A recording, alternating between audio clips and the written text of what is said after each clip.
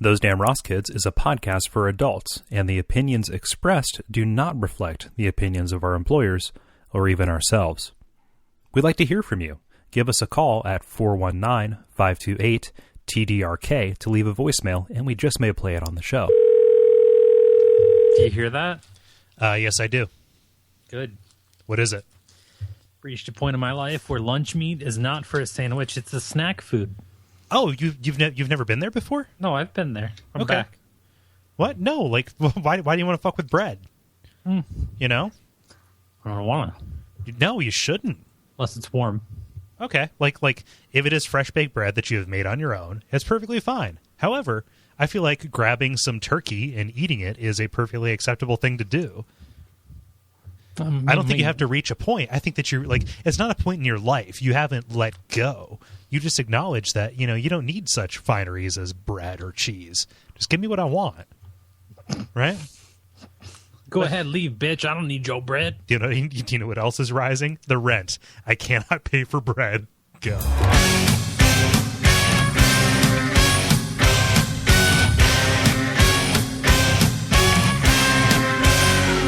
Those Damn Ross Kids, a conversation between brothers, featuring Kris and Kole Ross.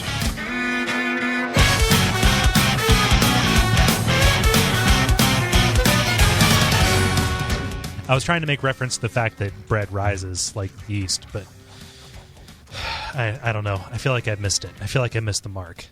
I think, Yeah. Not the chaff.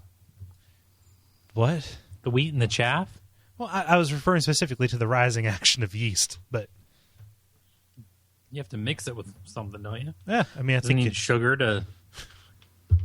well, no, that's why they only sell it in Amish country. It's because that's all they know how to. That's the only way they can fly. It's because yeast always rises. They have these hot air balloons that are just full of yeast. If I was Amish, I sure as shit wouldn't be riding a wagon.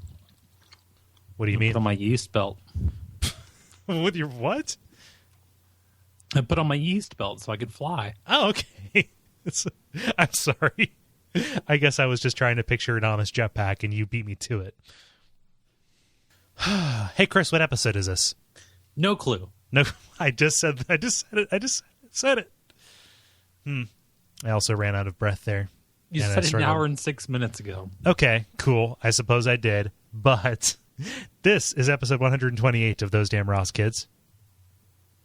My name is Kris. My name is Kole, and we're here to entertain your asses. It's a comedy podcast, you fools. It's on the internet.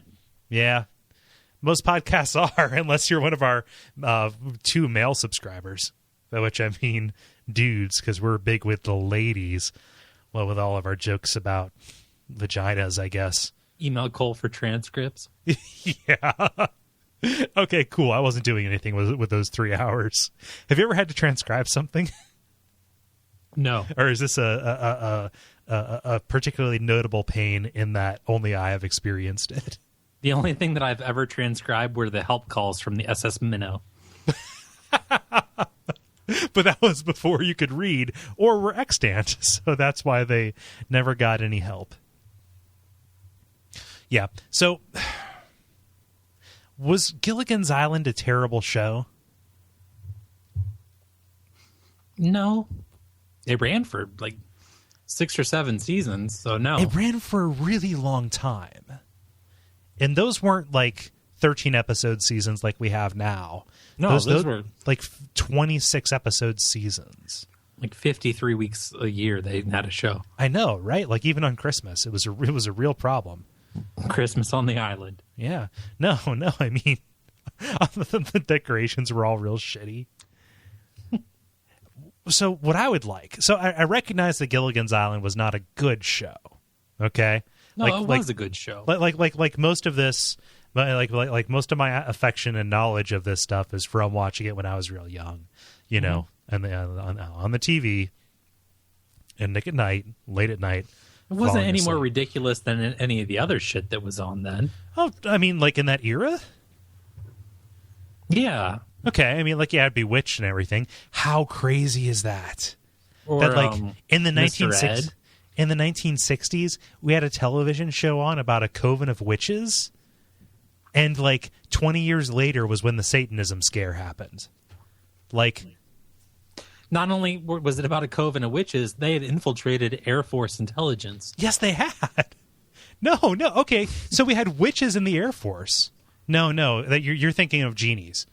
And we've been using genie powers for years. Genies are good. What it's did those the damned witches and afrits you have to worry about. What did her husband No, do? it was an advertising agency. Larry Tate, Chris, come on. Yeah, Darrin was he was an ad man.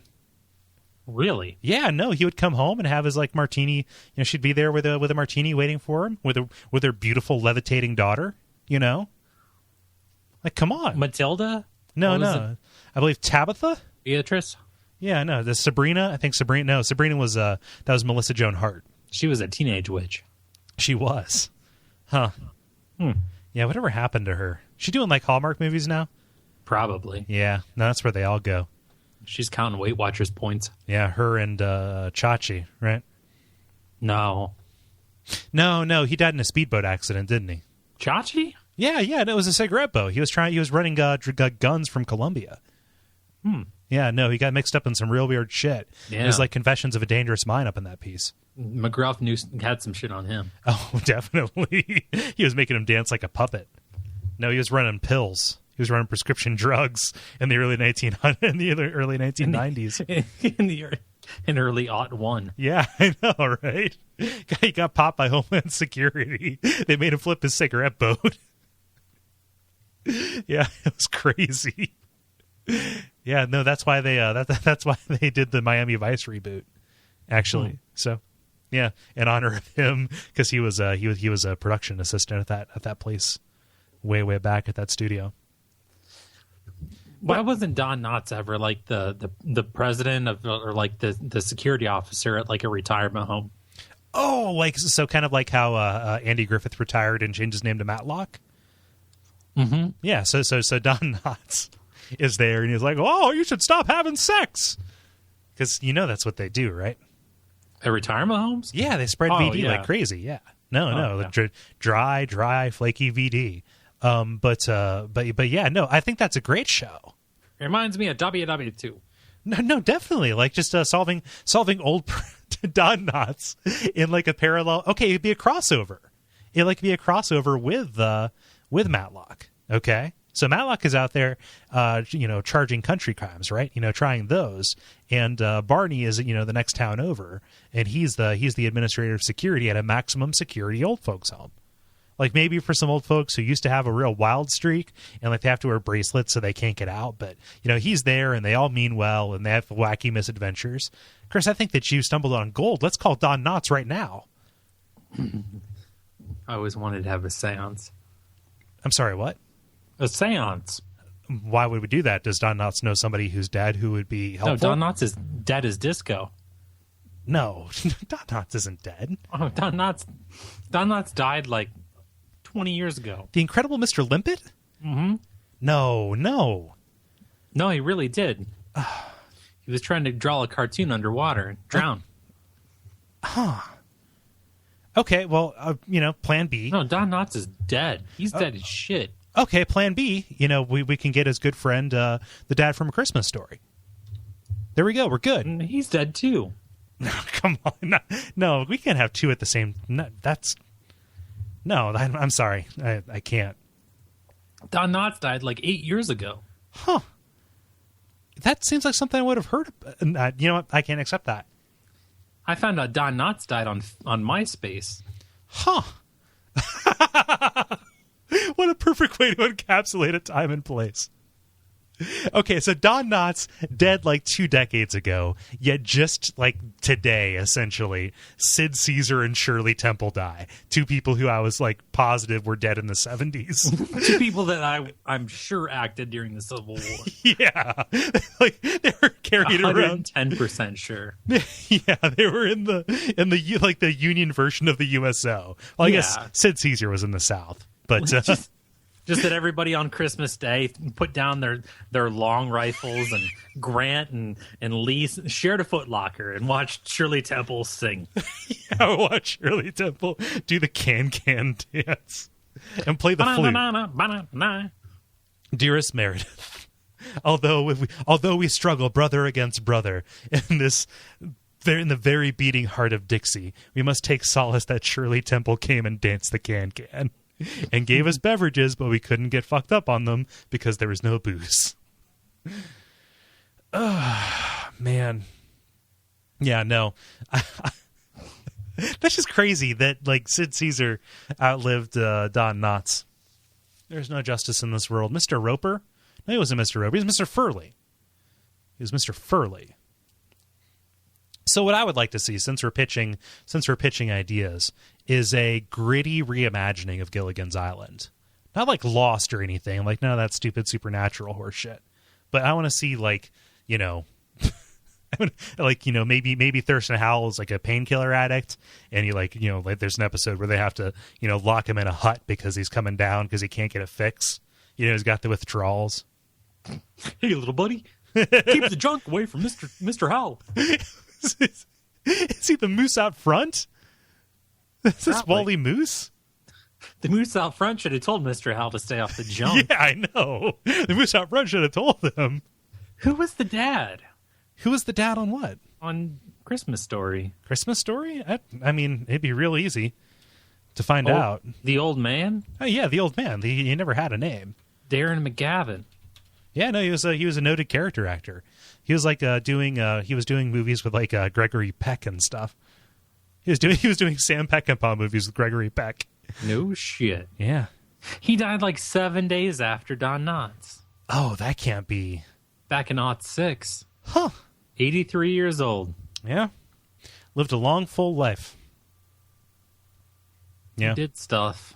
There's a whole class of movies like from the 1940s that, you know, like not quite Bridge Over the River Kwai, but like vaguely war-themed movies that like maybe a grandpa would watch. He was on the commish. What do you mean? He was on the commish. Oh, okay, like show. Which? Okay, there was a show called The Commish. Yeah, you remember that? I'm only familiar with its Cooking Network. Take off the Knish. Cool. Speaking of Sid Caesar, no. Yeah, but I'm looking at like the Great Sioux Massacre. Like, there was a whole genre of movies about frontiersmen, which I don't know. I kind of feel like that is an area of like, you know, domain knowledge that I am sorely lacking in. But I think the Christmas Story should have been from like the 50s, but it's not. No, it's a period movie. I know, but it just seems so much older. Oh yeah, because it's slow. It's really slow paced. Yeah. What's it based on? The Christmas Story? It's Yeah. based on In God We Trust, All Others Pay in Cash. You should know that. No, I don't know that. No, it was a bunch of short stories and like I've essays. never heard those words put together. No, it's written by Gene Shepard, like noted essayist, talking about him growing up in the early 1940s. Oh, yeah. He was Ralphie's voice. No, I think. Wait, was he? Yeah, as the adult voice of Ralphie. Was it Gene? Gene Shepard, yeah. Huh. Okay, cool. He was a veteran of the Army Signals Corps. No, you know what? I thought that. Here's what I was thinking of. I was about ready to say, wait a minute, wasn't that Daniel Stern? But no, he was the voice of Kevin from the Happy Days. Not the Happy Days, the Wonder Years. Fuck. Kevin was on the Happy Days? Yeah, no, it was a very early cameo by Fred Savage. He was one of the Savage's sonogram. Yeah. It was back up there. He got an extra credit. He was paid scale in the womb because they used his sonogram in the background of a shot.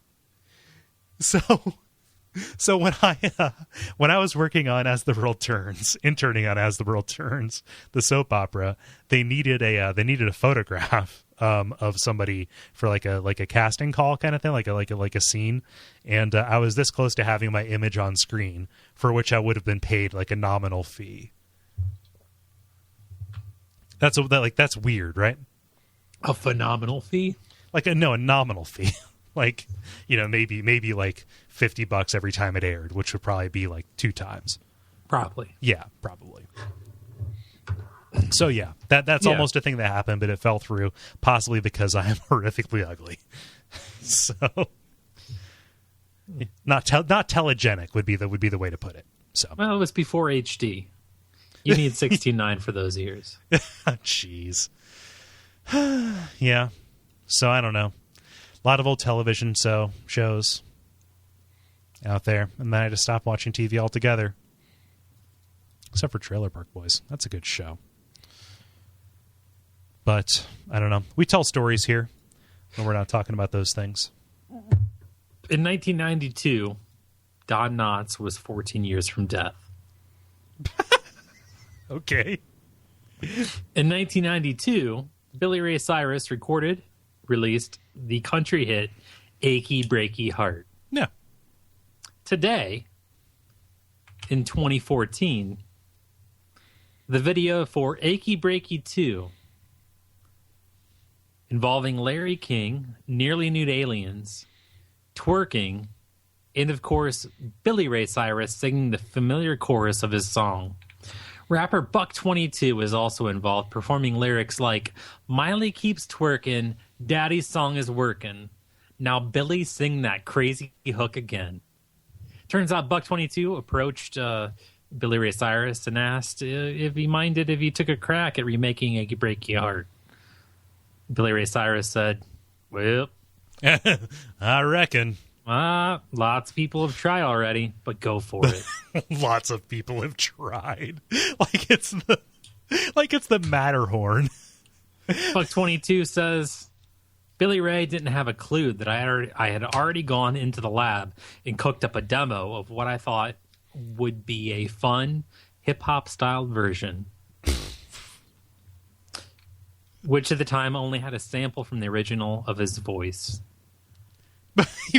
Okay, so by lab he means his white iBook, and I think he has more resources than that because Buck22 is the son of Dionne Warwick. Oh, okay. And jazz drummer Billy Elliot. Huh. Yep. That's pretty funny, actually. I was just thinking about Dionne Warwick for some reason. I don't know, but wasn't she psychic? No, I think that you're thinking of Miss Cleo. Yeah, no, I'm looking up who Dionne Warwick is. Sure, Dionne Warwick was psychic. Yeah, or she thought she was. Yeah, no, she was a singer and actress. There we go. Famous psychic. Really? Did you know that that Sylvia Brown was Sylvester Stallone's godmother? Who's what? That lady, the psychic lady. Oh, okay. Huh. I didn't know that. Is that does that have a bearing on anything? Was she like, you must do cliffhanger? John Lithgow will be a great villain. Yeah. Huh. Oh, God. So when you said like little did he know he had already been cooking something up, I thought you were referring to Billy Ray Cyrus like being in the lab, and by the lab I mean a white iBook in GarageBand, trying to cook up. What's a white iBook? Oh, I'm just trying to refer to a like crappy laptop that would have GarageBand on it. You know, as you do. You lost me. Maybe some of the listeners know. Maybe. Like I'm just trying to refer to like an out-of-date piece of hardware. Like I just can't crack this nut. Maybe an HD remake. Just like he's got his whole beautiful mind wall like up there, just trying to connect stuff. You know, connecting from country to hip hop ? Just whiteboards, sleepless nights, pacing back and forth. Like a steam belt drive lathe. What? Out-of-date hardware. Okay. Jeez. Like they would have used to make a table leg in the 1920s? Yeah, exactly. Huh. During the Christmas store. It's really weird that I knew what a lathe was, I guess. You didn't even go to the Henry Ford Museum. No? Was that good? That's up in Detroit? It's good news, yeah. It's good stuff. Huh. Very nice. I feel like you've been to a lot of museums recently. I've been binging. Yeah? Yep. Just go to a town. You walk into the nearest saloon and ask, what you got in the way of museums around these parts?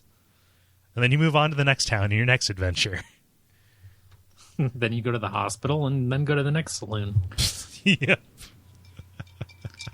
Oh, man. You ain't from around here, are you? You wouldn't be talking about museums. I don't even know. But, like, okay, so I just, all that I can think of is that there is just such a deficit in this world. We don't have no museums. We got a memorial to all the people who died from eating the Subway chicken enchilada Frito infused sandwich. Enchilada Frito infused sandwich? Did they not? How to know? They don't know how to pronounce A's. Yeah, I guess so. Do they know how to pronounce D's? Limited time only. All chip-related trademarks are owned by Frito-Lay North America. Is that a thing? Like they're putting Fritos on? Frito infused chicken enchilada flatbread sub from Subway. Okay, so here's the thing, because all Fritos taste like black olives. All Fritos taste like is salt and grease. Well, of course. So is it just to add texture? So when they say infuse, like what I think of is they are harnessing some kind of essence, right? And they are putting it into something else. So you infuse vodka with cucumber by taking cucumber essence and putting it into vodka, right? Frito was the name of a Mexican. I think Frito. Pretty sure. Words of wisdom from Chris. Frito was the name of a Mexican. No, I think you're thinking of Frito Kahlo. It's the essence of his ball sweat. I guess. Yeah, I guess Fritos would taste like ball sweat, wouldn't they? They kind of do. Yeah. No, so like, okay, I can understand the Cool Ranch Dorito, taco or whatever. And there's a place downtown here in Cincinnati that makes grilled cheese sandwiches. Then they put, if you want, they can put the local barbecue chip, Grippos, on it. And it tastes pretty good because it tastes like barbecue chip.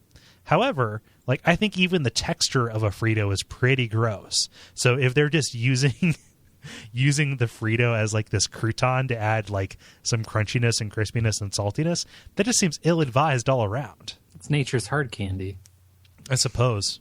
I just feel like Fritos are, a substrate for something else. Like, they're not big enough to dip, nor are they uniformly formed. No. So you can't pretend that they're... Unless you get the scoops. Yeah. In which case, bottoms up, I guess. I was on the toilet all day. Yeah, they do make you poop, don't they?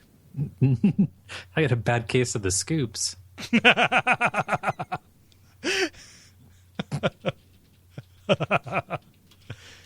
Oh, man. Chris, if you eat enough Fritos, your heart's going to give out.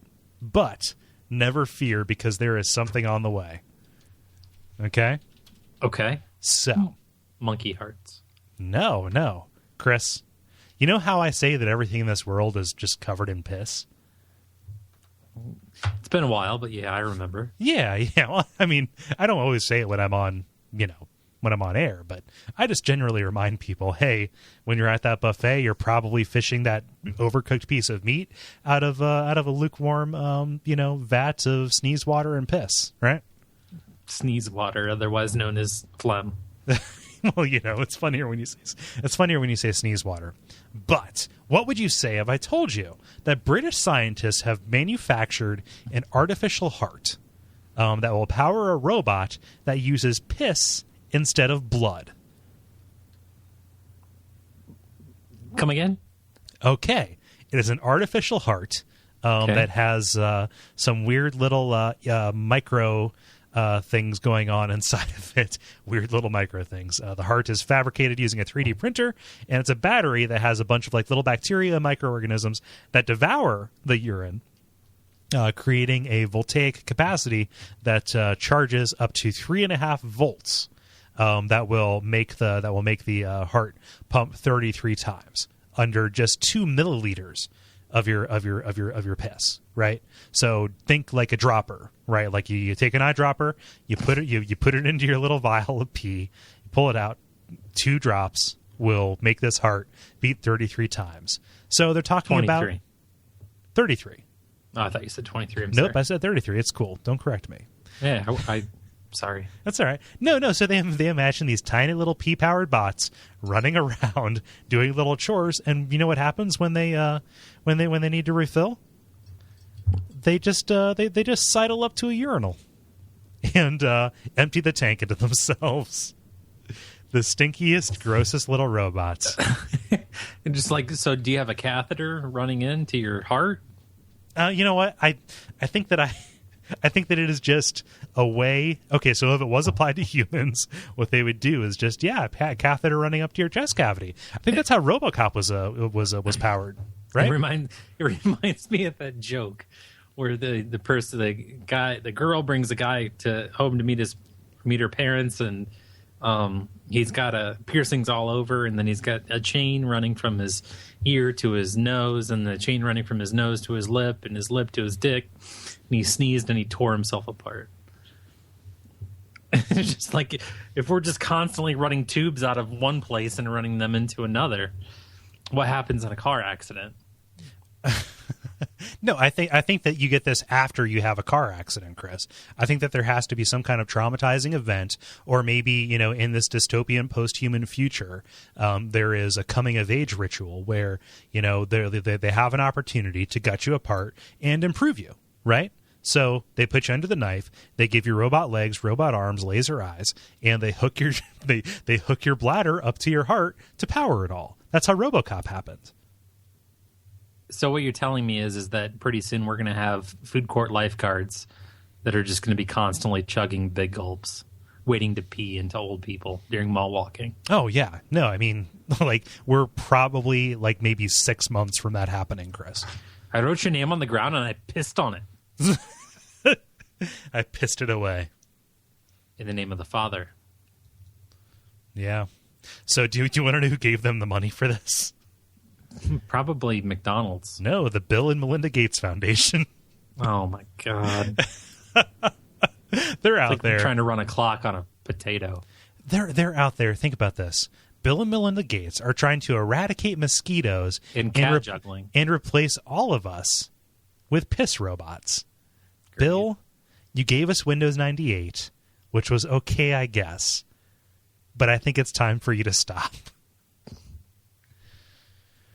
Have a heart, Bill. Have a urine-powered heart. Oh, my God. What? Quality control, Cole. Quality control? Yep. Something we don't think about very often. Not here. No, not us. Yeah. A Phoenix, Arizona mother bought 2 mattresses from a company called Mattresses 101. They appeared to be new, complete with plastic wrappers. 2.5 months after buying them, she found a bed bug. She called an exterminator and noticed the mattresses were extremely heavy. So he ripped one of them open and found another mattress inside. The one inside, ridden with bed bugs.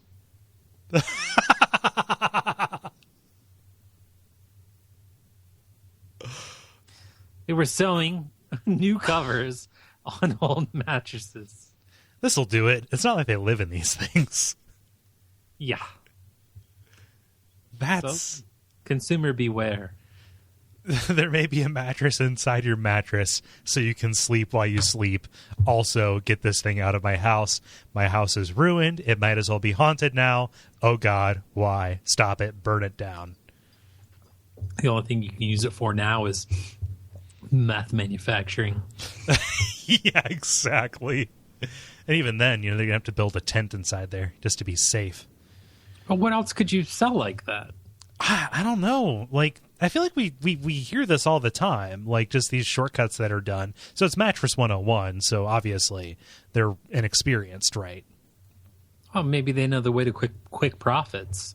Well, yeah, you take mattresses that have been tossed aside on college campuses. But yeah, man, that's Mattress 101. You just sew around it, yeah. No, definitely. Exactly. Yeah. That was my favorite time of year, I think. So, let's say September and then June. Really fun living by a college campus, because when you go out on a walk, you have all these, shithead kids moving out of their houses, and they'll put all that furniture out on the side, and then you walk by it. You go to where you're going to go, and by the time you come back, maybe let's say 20 minutes later, it's gone. So somebody has taken this vector, this outbreak monkey, this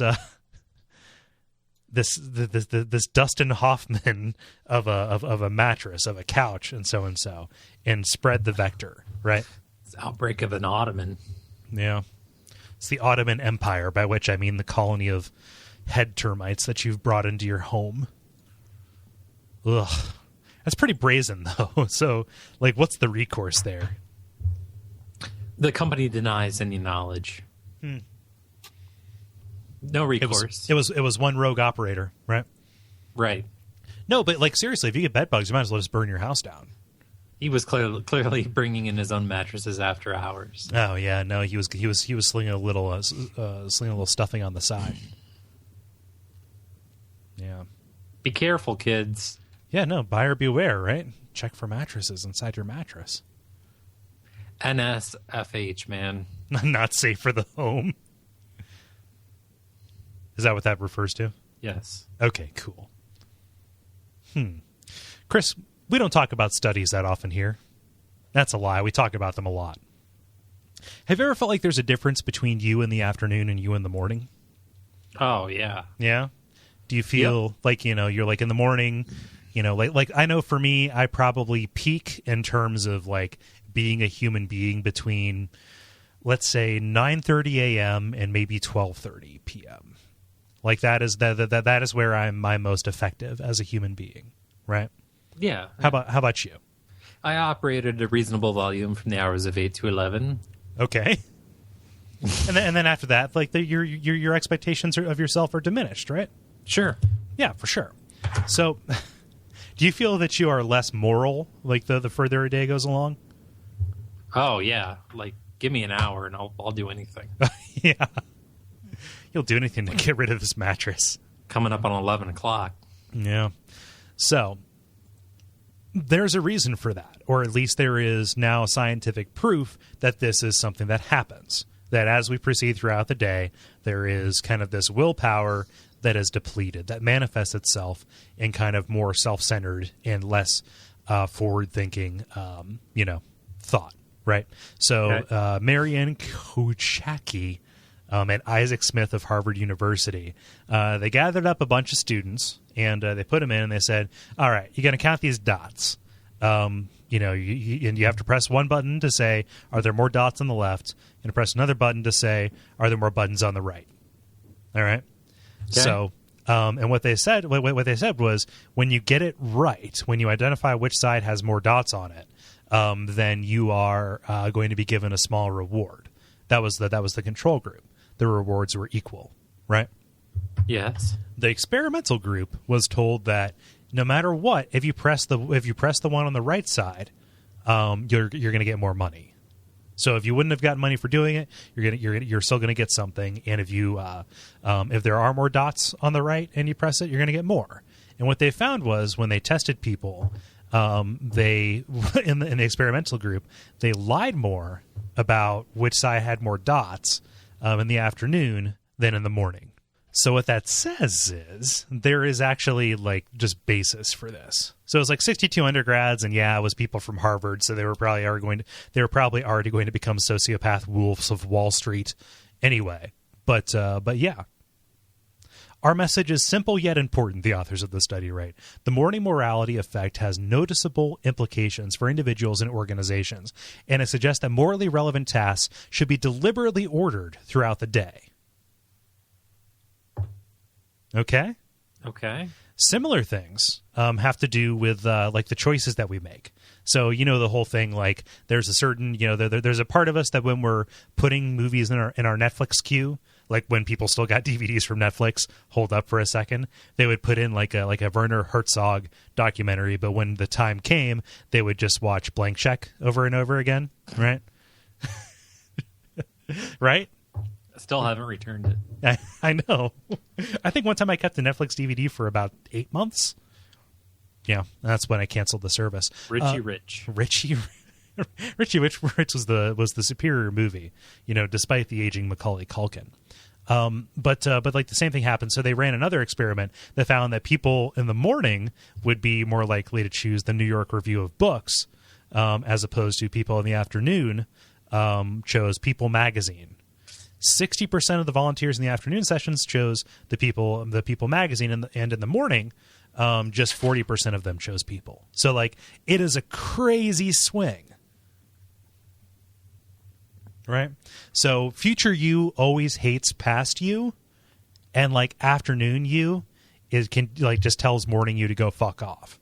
And then the next morning you tells the previous day's afternoon you to, go fuck off. I think that when do you read people? Well, in between when you're telling you in the afternoon. That's how I spend Did my you listen? evenings. Yeah, no. You have to find out. Listening? No, you have to find out who's sexy. How would I know who's sexy, Chris? People? Right. It's not that hard. It's not that hard.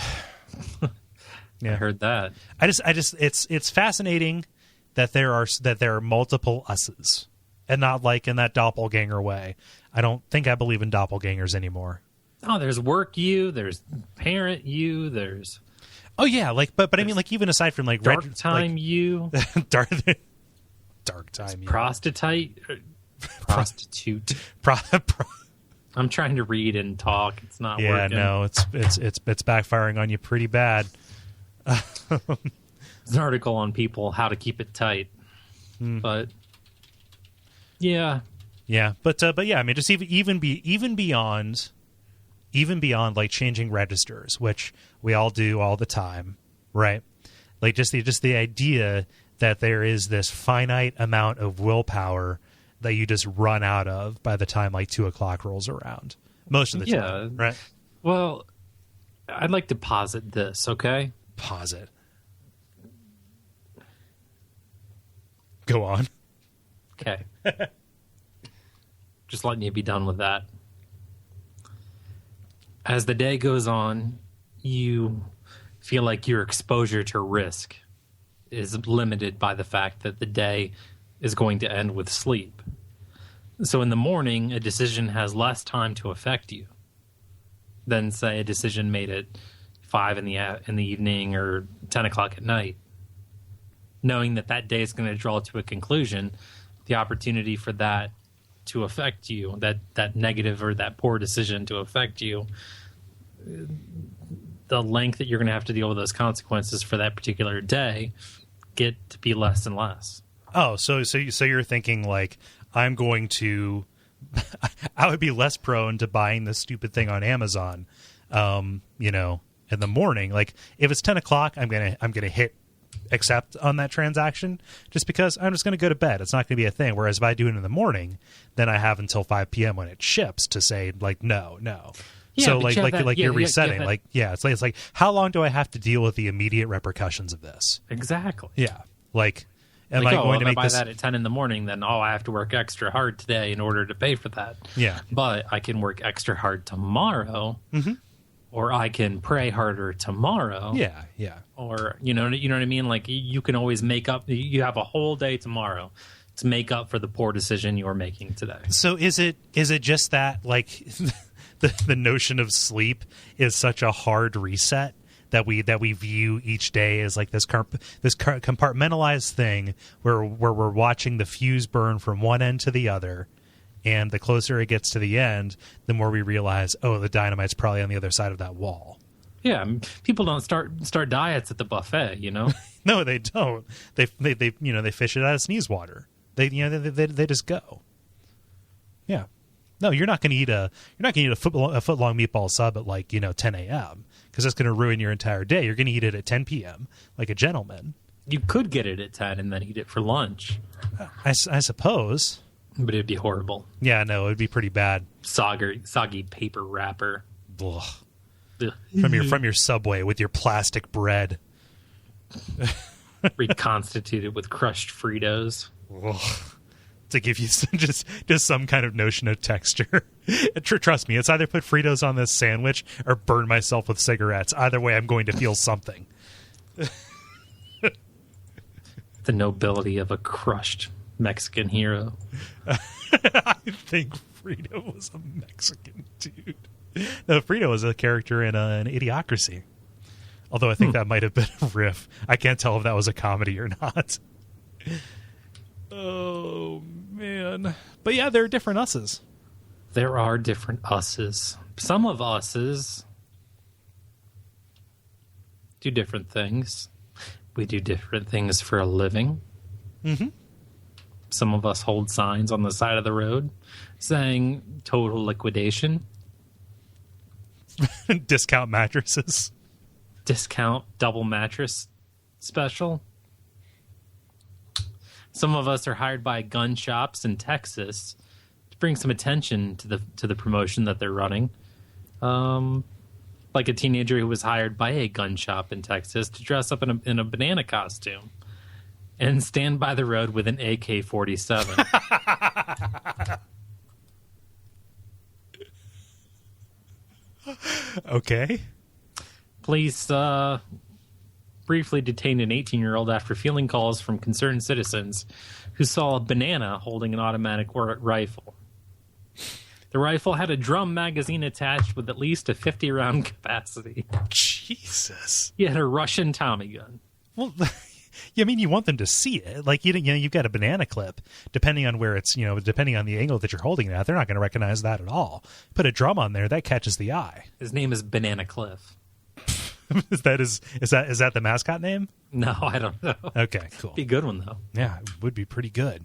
Yeah. Huh. He had the rifle across his back with the barrel pointing towards the ground and carried a sign with an arrow pointing to the store.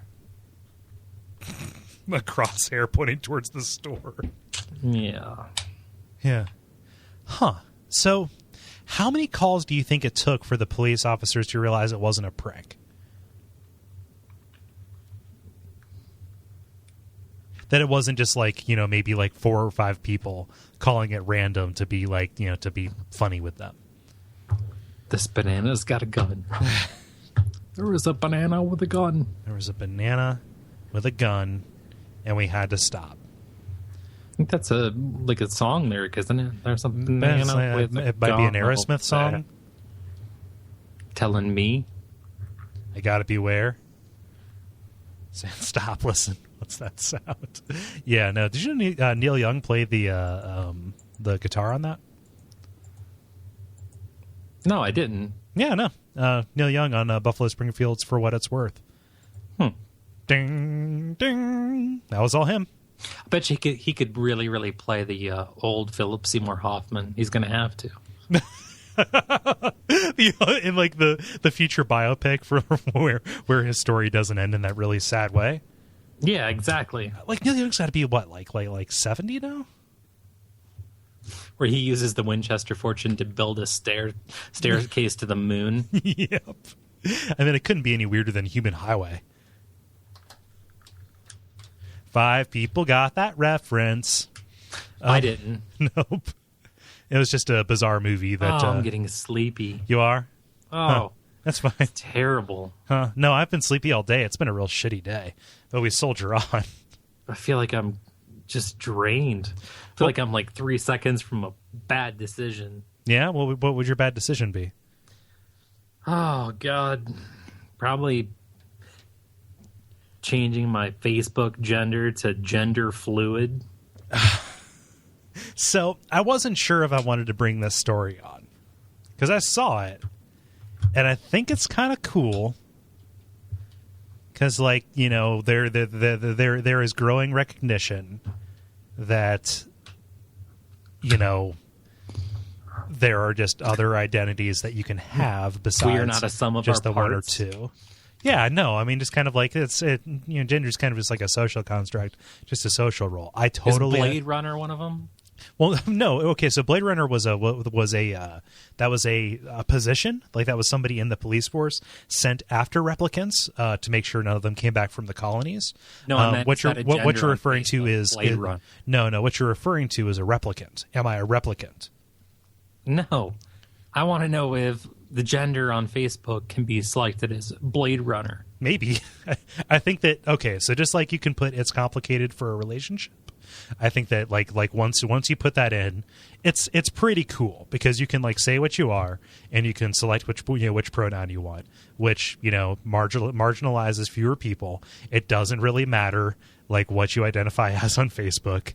I don't even know. I feel like this is a minefield because as a cisgendered straight white male, I've got an awful lot of privilege. However, I will say that the degree to which a lot of people say on Tumblr subdivide that stuff is a little goofy. So like, whereas I understand that it's pretty cool that somebody can identify themselves as, like genderqueer, or, like just gender fluid, any of those kind of things. Like just the amount of like from reading posts and stuff and just kind of like looking at that thing from afar as a studier of the human condition on the internet, I understand all of the weird politics and kind of like I'm a special snowflake that goes into that side of it. So there are two sides of this for me, which are I want to be a progressive person who totally understands everybody's right to identify themselves as whatever they want. So if they want to be a Blade Runner, I am totally cool with that. Whatever makes you happy, because there is so little in this world that makes you feel at one or right or correct, right? And doubly so if you don't match some kind of norm that everybody expects you to. Okay, I'm cognizant of that. My better angel tells me that is the person that I should and most of the time am. However, when it gets down into like I am a like trans ethnic, like I was born as a human but I'm actually a plane in a human's body, like then it starts getting a little goofy. So why can't you just say I'm a male or I'm a female and then leave a blank for like, I don't know, maybe 300 characters, like modifiers to describe your fetish? That's okay, what this all boils down to. I don't know that it boils down into fetish. Like a bunch of it gets down into identity. Like I'm a heterosexual male who likes to be clip flopped. Can you describe clip flopping in a way that won't make me vomit? Treat me like a horse, but when things get worn, you hot glue new flip flops to me.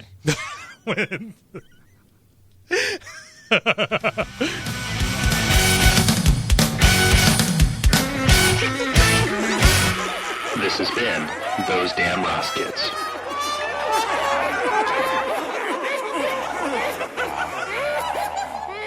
I'm happy we ended that episode before we offended anybody. Oh, man. Why, do you know of a listener who would be an androgynous Blade Runner? Chris, we have like thousands of people who listen. So no, don't. Like across the network, we have hundreds of people who listen to this. Like, so I guess what I'm saying is that there is a statistically like non-trivial chance that somebody listening to this could possibly be hurt by something that we say when we wouldn't have any problem with them personally, or even like the majority of other people who identified with them that way. And I'm totally like happy making fun of like bronies or whatever, because like to a certain extent that's a choice.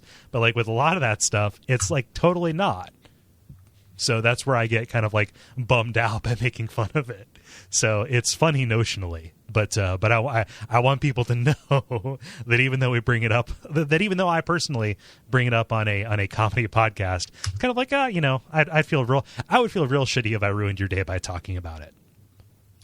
What this ad choices at the end of websites, that's like learning you, right? Yes, it is. Okay. Well, this show's research, pre-pro, if you will, boils down to these 1, 2, 3, 4, 5 subjects within a single ad choice. And they read as follows. Number 1, scary signs of depression. Number 2, stunning Miley Cyrus pics. Number 3, best depression device. Number 4, free cat food coupons. Number 5, Obamacare poll. Oh, of course. Yeah, no, it's always a little bit funny because you're on like you're just kind of like rolling around.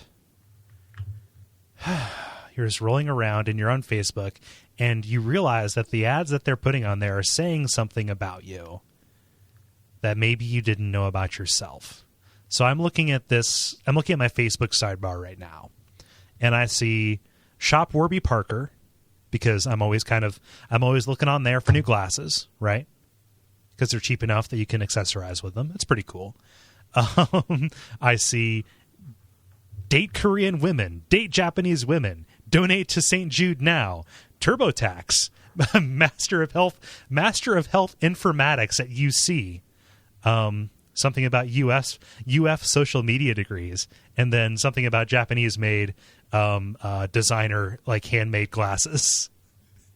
And then it's a bunch of like dating sites and stuff. It's real weird. And I'm not sure I'm comfortable with that. 17-minute video. A link to a video of 113 people saying diabetes. What? My blood sugar is now 95. Huh. Shocking Spanish video. If you do not know Spanish, you will want to see this video immediately. What? Watch to the end. Do you have these symptoms? Fatigue, itchy skin and rashes, mouth ulcers, itchy burning eyes, bloating, constipation, or diarrhea? I get that one a lot. White-coated tongue. Huh. Oh, that's a double ad. Yeah, I get that ad a lot. I'm not sure why. I think they're like talking about some kind of parasite. I don't know. That's what they say. You may be infected. It looks like a King of the Hill character. It does. It's real unnerving. So, Chris, there are things that people can do. There's the usual. iTunes, ratings, reviews, like us on Facebook. You can follow me on Twitter. I'm at Cole Ross. I don't think you toot, so that doesn't matter too much. No. And if you want to support the network, don't click on those ads for that weird stuff. Go to Duckfeed.tv/tipjar, buy a thing, and we get a little percentage of it. That's how that works. That's everything. Thank you so much for listening. Sorry, America.